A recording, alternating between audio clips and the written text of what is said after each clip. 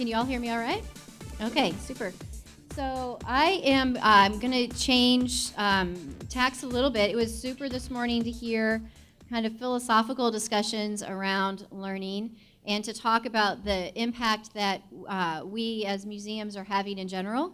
I've actually been asked to talk a little bit more specifically about a particular area of learning, which is youth programming and digital learning. So you've gone from the sublime, and now I'm going to actually talk to you about some tactics, okay? So it's going to be a little bit of a shift. So as I get started, first, the California Academy of Sciences is where I'm from. It's not the Exploratorium, it's the other science museum. Okay, yeah. So, but we don't have eyeballs, but we have fish in jars. So we are a natural history museum. We are a planetarium and an aquarium in Golden Gate Park. And here's an image of it. And you might have heard of us, if not for those things, but for the fact that we're one of the greenest museums. And what I literally mean by that is environmental-minded museums in the world, actually. We're double LEED certified platinum, that just means that our new building, which is 6 years old, and all of our operations of the building are the highest rating you can get as far as environmental sustainability. And so we take this vision and this mission of environmental sustainability very seriously, and it's integrated through our programs, which I'll tell you a little bit about. So the mission of the Academy of Sciences is to explore, explain, and sustain life on our planet. So as a science center, museum, aquarium, planetarium, living rainforest kind of place, we are very serious about exploring, meaning doing scientific research around the world. So like a lot of natural history museums, we actually have scientists who work globally doing exploration about biodiversity and then feeding that information and using that information to inform conservation and local efforts to protect life on our planet. Explain is what I do. So my team's job is to really engage people in science and environmental literacy, which I'll talk to you about, but explaining science and explaining our connection to the natural world is part of what we do. The third thing we do is focus on sustainability. Now, we do focus on financial sustainability, which I'm sure we'll talk about sometime today, but what I mean by that in this case is actually sustainability of life on our planet. And being that I come from California and being that I come from San Francisco, you guys probably already know this, but environmental issues are front and foremost in our minds, especially out in California, where we're right now in the middle of a horrible drought that's going to impact all of us, actually. So that's our mission. And the way that we kind of start to operationalize this as part of our vision, and that my team, Public Engagement and Education, works, is we have an idea of the ultimate impact we want to have, which is up here, which is having people embrace science, and I mean not just know science or understand science content, but I mean embrace the relevance of science to their daily lives. So literally hugging science, like the affective part of understanding and relating to science, as well as the knowledge base, and also an understanding for the fact that science is a very particular way of understanding the world that's valuable to us today. The second part of that is connecting to nature. So we really want people, our ultimate impact we want to have is that the public understands the role that humans play in the way that our planet is evolving and changing, but that they connect to the natural world. How many of you guys have heard of attention deficit disorder? A lot of you heard of that, right? How many of you have heard of nature deficit disorder? Richard Lou's kind of movement, right? The idea that we've somehow, in all of this wonderfulness with the digital, somehow forgotten to keep people rooted in outside and in nature. That's really important and part of our mission at the Academy. And then the third part is to really help create advocates. And I'm not shying away from the word. I'm going to say it again. Advocates. Advocacy. We can do that. That's part of our job. And so we want to create advocates for the diversity and health of life on Earth, which includes the diversity and health of people and the communities in which we live, as well as the planet. Okay, so I hope what you're getting there in this very short introduction to the California Academy of Sciences is that, yeah, we're a science museum. We do research, scientific research, but we also do public engagement and education with the goal of helping to solve some very troubling and kind of scary environmental challenges on our planet. So we definitely go beyond just teaching people science. So when we think about it, as the team whose job it is to figure out how to do this, we kind of think about it, and I'm not totally sold on my little diagram here, but as far as the shape of it. But the point I wanted to point out to you is that our impact that we're trying to have is science literacy, which is at the foundation of what we do. If people don't understand science, it's going to be really hard for them to figure out how to solve some of the environmental challenges that we face. You can approach environmental challenges through other means, though. Cultural literacy, history, the arts. But at the California Academy of Sciences, science literacy is key. Up from there is what we call eco-literacy. So people really understanding the role and the way they fit into nature and the natural world around them. And then finally, it's our job also to teach people how they can take an action in the world that's going to help us address our sustainability challenges. So advocacy. So how are we giving and equipping people with the toolkits and knowledge base and the inspiration to act? So that whole portfolio is really what we're focused on. Okay, so now moving more specifically, let me go back one, into youth programs. So I'm just going to talk about a very small portion of what we do at the Academy. So we do teach adults, families, teachers, and students. 0 to 100 or grade. I love it, grade, pre-K to grade, like it. Okay, so we do that. But this morning, I'm just going to talk about youth programs for a bit, all right? So this is an image or a picture of what we call at the Academy our youth programs portfolio. And there's a couple, you'll see this diagram again, and I'm going to give you some examples. But what you see there is we have focused our youth programs from middle school to high school up into undergraduate. We also have programs that range in terms of the depth of experience. Do any of you guys talk about dosage? Like what's the dosage that we need in order to have an impact? So that's one of the ways you can think about it, the depth of the experience you're providing. And I'm going to talk to you about and give you some examples of some of these programs that are listed here. And then at the end, I'm going to actually just talk to you about some of the philosophy around creating a portfolio and pathways of experience that link all of these programs. But this was an intentional design. We purposely picked out what grade levels and how we're going to link the programs to each other and how we're going to have a set of offerings that ranged from small doses or short programs all the way to 6-year internships. So the task force is one of my favorite programs. It's Teen Advocates for Science Communication, spelled with a C. Okay, so task force, and one of the most important things to know about youth programs at the Academy and digital learning, which we'll get to, is that we believe it's absolutely essential that you put the youth in charge, all right?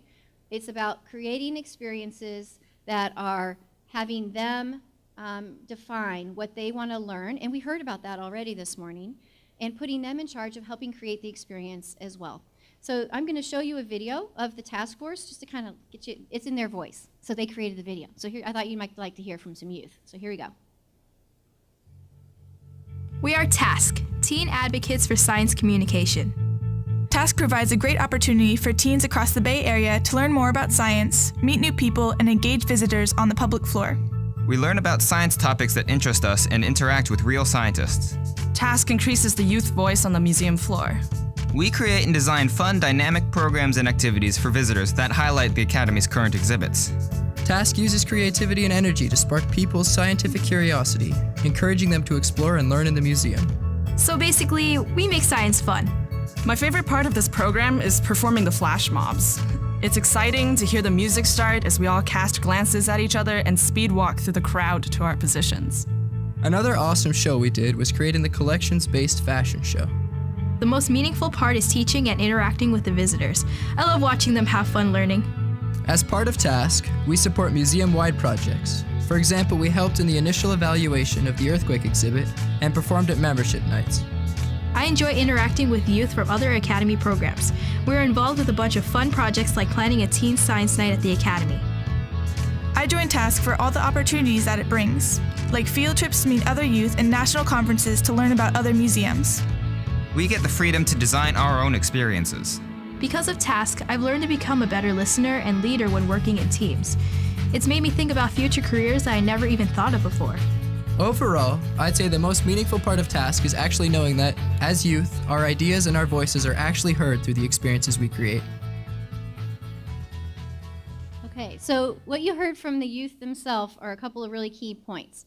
One is they get to design the experiences. the Academy is providing the platform for them to share with our visitors, and we get about 1.3 to 1.5 million a year. They get to be the voice of the Academy. We're giving them the responsibility. They also get to work in teams, and as you heard from them, they're getting to explore a different way of interacting with science. These are young people who, and they're, by the way, they're 8th grade through 12th grade. These are young people who are maybe not going to go into science and be a scientist or a STEM career, but they're interested in communication and storytelling around science. The next program I want to tell you about is Science Action Club. So a lot, as it was pointed out earlier by Ford, a lot of programs that museums do are not even on site.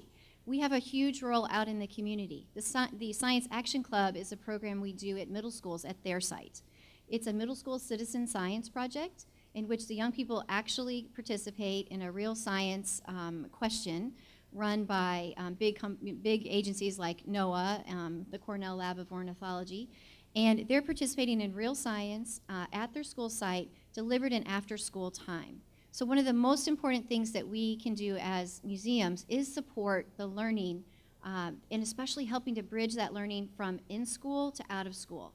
So the way that Science Action Clubs work is we train the after-school program providers how to teach citizen science modules in their after-school time.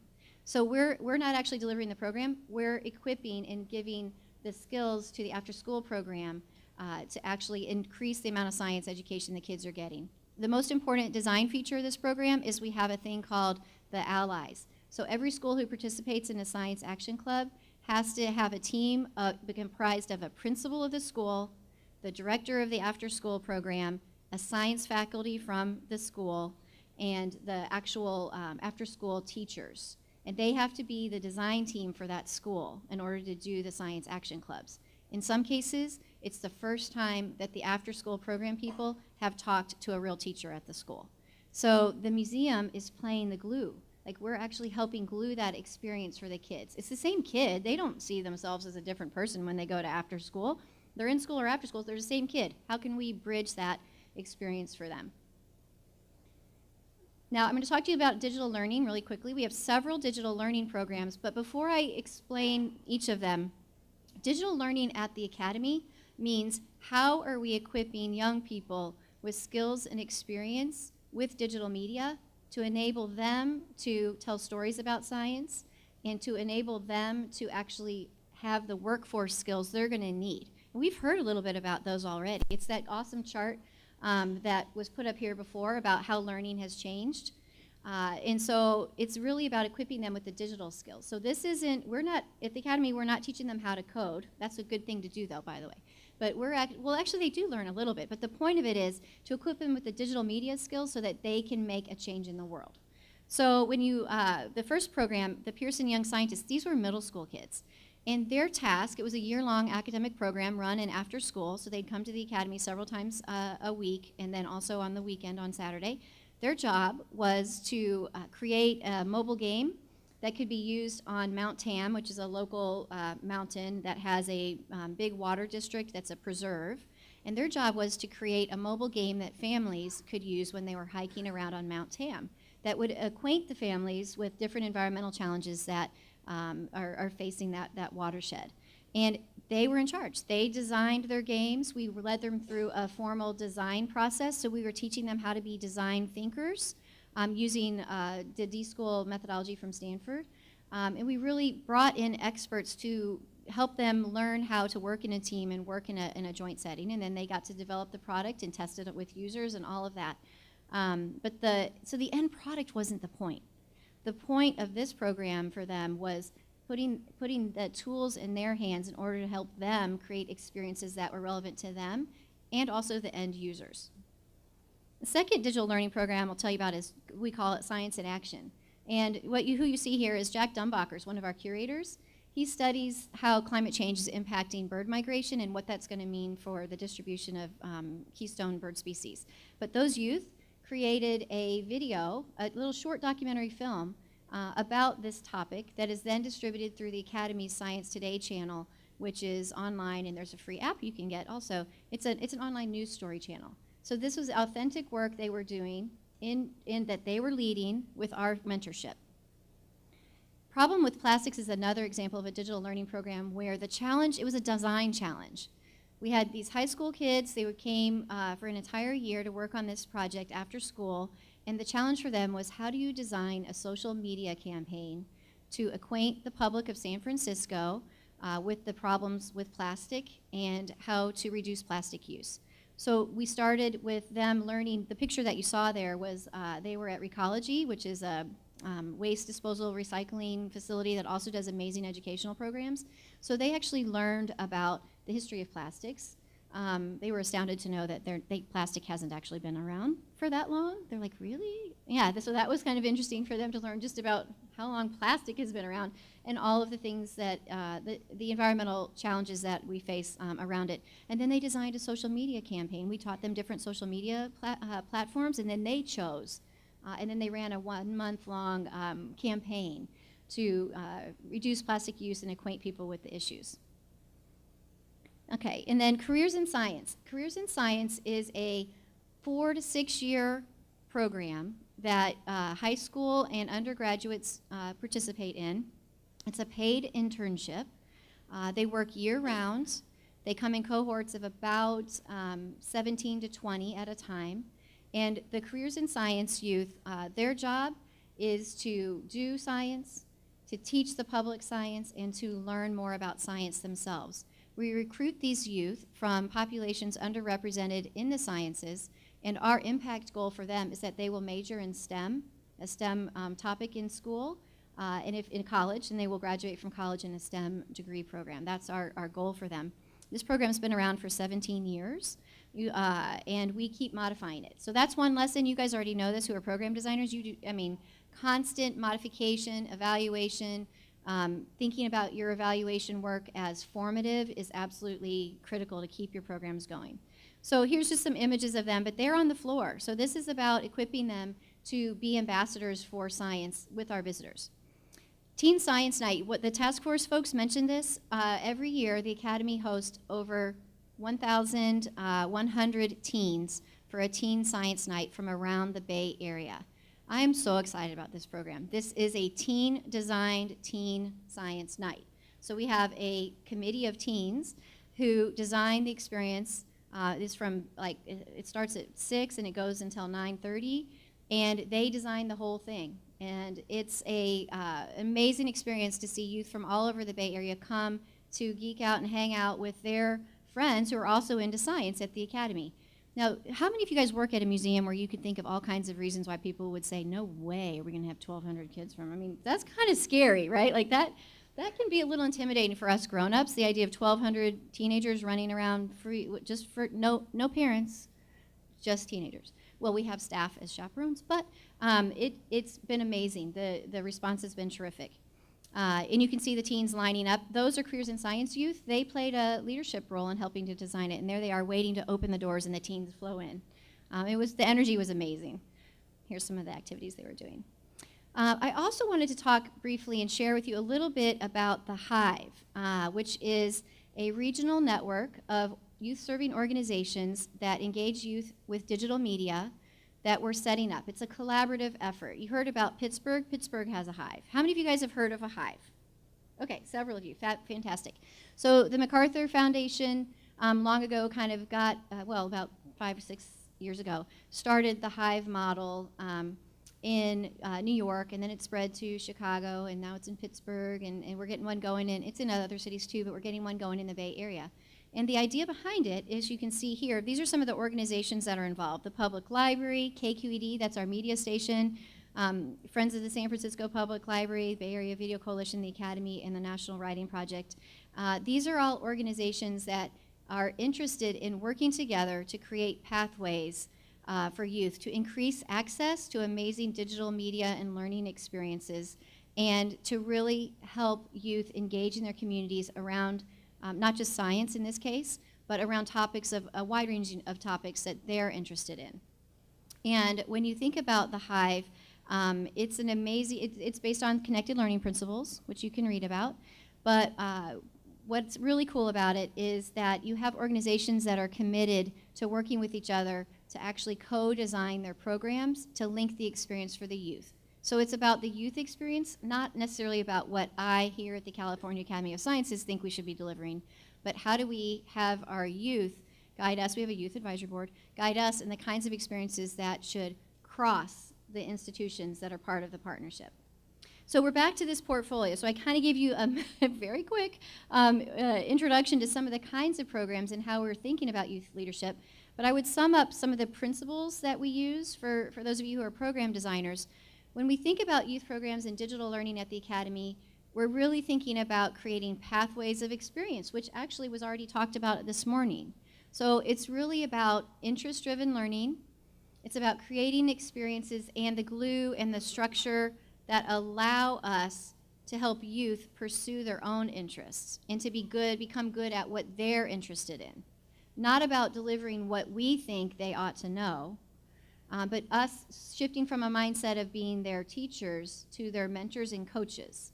So some of the values and characteristics that we think about when we are designing our youth programs portfolio include youth voice.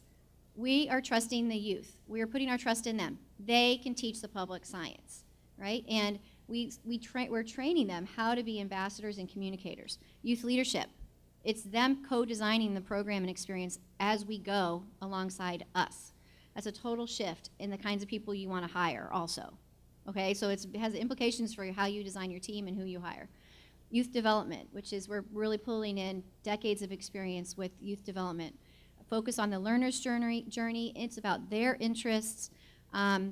Recognizing their increasing mastery. So how many of you guys have used badging for some of your programming? Okay, so badging is one pedagogical strategy which was actually mentioned again this morning, for recognizing increasing mastery.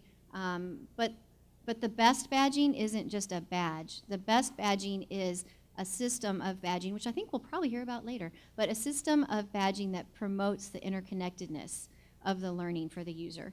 Co-designed pathways. Okay, and here's the last point. If you're going to do this youth programs thing with digital learning, youth-driven, youth development focus, this is a long-term commitment.